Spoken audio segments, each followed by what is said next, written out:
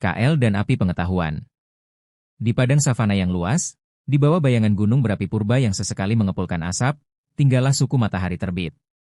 Mereka adalah suku yang tangguh, ahli dalam berburu mamut dan menguasai api untuk menghalau binatang buas. Namun, ada seorang pemuda bernama KL yang sering dianggap lemah.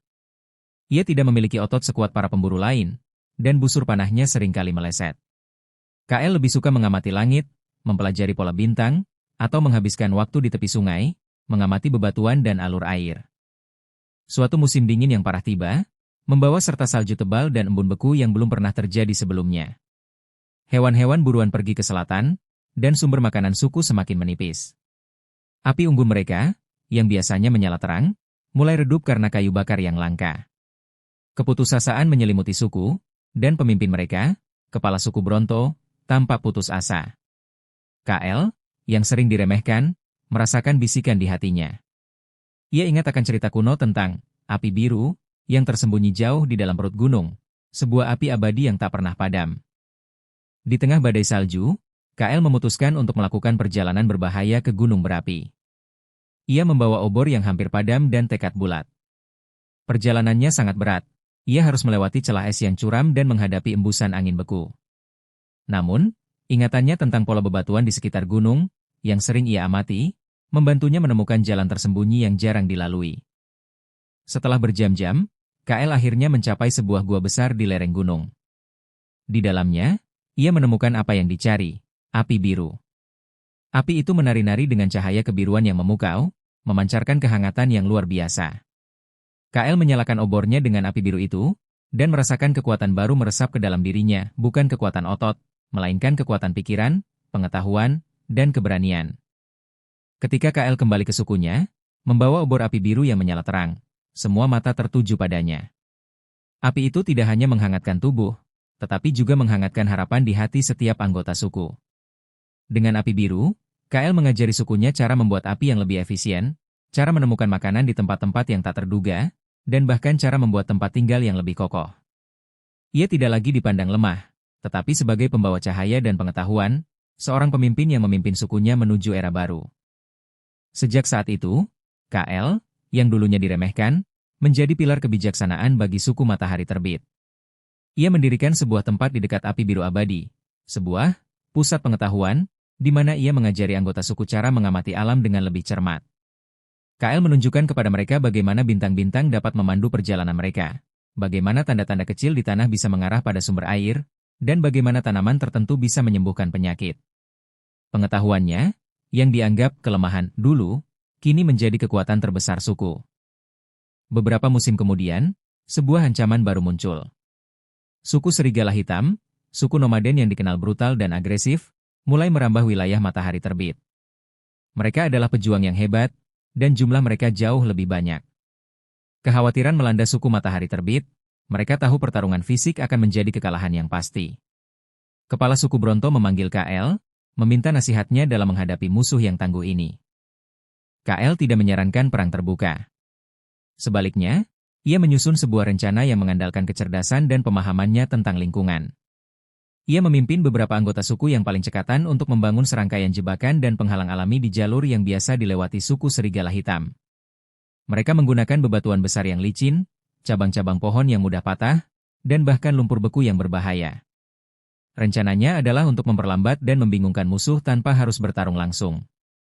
Ketika fajar menyingsing, suku Serigala Hitam yang tidak menaruh curiga bergerak maju. Namun, mereka segera menemui rintangan. Kuda-kuda mereka tergelincir di es yang sengaja dibasahi, beberapa prajurit terjebak dalam jebakan lumpur yang tertutup salju, dan jalur mereka tersumbat oleh runtuhan batu yang diatur secara strategis. KL dan para pemburu matahari terbit mengawasi dari kejauhan, menggunakan pengetahuan mereka tentang medan untuk tetap tak terlihat, memimpin musuh mereka ke dalam kekacauan yang semakin besar. Ketika fajar menyingsing, suku Serigala Hitam yang tidak menaruh curiga bergerak maju. Namun, mereka segera menemui rintangan. Kuda-kuda mereka tergelincir di es yang sengaja dibasahi, beberapa prajurit terjebak dalam jebakan lumpur yang tertutup salju, dan jalur mereka tersumbat oleh runtuhan batu yang diatur secara strategis. KL dan para pemburu matahari terbit mengawasi dari kejauhan, menggunakan pengetahuan mereka tentang medan untuk tetap tak terlihat, memimpin musuh mereka ke dalam kekacauan yang semakin besar. Kemenangan strategis ini semakin mengukuhkan posisi KL sebagai pemimpin sejati. Kepala suku Bronto, dengan bangga, menyerahkan tongkat kekuasaan kepada KL, mengakui bahwa bukan kekuatan otot yang dibutuhkan di era baru ini, melainkan kecerdasan dan pemahaman yang mendalam tentang dunia. Di bawah kepemimpinan KL, suku Matahari Terbit tidak hanya bertahan, tetapi juga berkembang.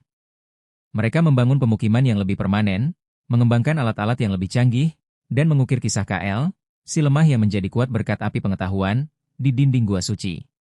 KL telah mengubah nasib sukunya, membuktikan bahwa kekuatan terbesar terletak pada pikiran yang tercerahkan. Dengan penyerahan tongkat kekuasaan kepada KL, era baru bagi suku Matahari Terbit pun dimulai. KL tidak hanya menjadi pemimpin, tetapi juga seorang pendidik dan inovator. Ia memerintahkan pembangunan struktur permanen, mengajarkan teknik berburu yang lebih efisien, dan mengembangkan sistem komunikasi antar suku yang ramah melalui simbol dan peta, bukan hanya melalui teriakan perang. Di bawah bimbingannya, suku Matahari Terbit tumbuh menjadi peradaban yang makmur dan damai, sebuah mercusuar pengetahuan di tengah belantara purba. Seiring berjalannya waktu, legenda KL dan api pengetahuan menyebar jauh melampaui batas-batas wilayah Matahari Terbit. Suku-suku lain, yang dulunya saling bermusuhan, kini datang mencari kebijaksanaan KL. Mereka datang untuk belajar tentang pertanian, tentang obat-obatan dari tanaman, dan tentang bagaimana hidup berdampingan secara damai. Gua Api Biru yang dulunya tersembunyi, kini menjadi tempat ziarah, sebuah simbol harapan dan pencerahan bagi seluruh umat manusia purba. KL, si pemuda yang pernah dianggap lemah, telah menjadi mercusuar peradaban, mewariskan tidak hanya sebuah suku, tetapi sebuah jalan menuju masa depan yang lebih baik. Dan begitulah, KL tidak hanya meninggalkan warisan berupa suku yang makmur dan damai, tetapi juga sebuah filosofi. Ia mengajarkan bahwa kekuatan sejati tidaklah terletak pada otot atau senjata, melainkan pada kemampuan untuk belajar, beradaptasi, dan memahami. Kisah KL, sang pengamat bintang yang menjadi pemimpin bijaksana berkat api pengetahuan, terus diceritakan dari generasi ke generasi. Namanya terukir dalam sejarah sebagai simbol harapan, membuktikan bahwa bahkan yang paling tidak diperhatikan pun dapat mengubah dunia dengan cahaya kebijaksanaan. Suku Matahari Terbit, di bawah bimbingan roh KL, terus berkembang, menjadi leluhur peradaban masa depan, yang selalu menghormati kekuatan pikiran dan api abadi pengetahuan.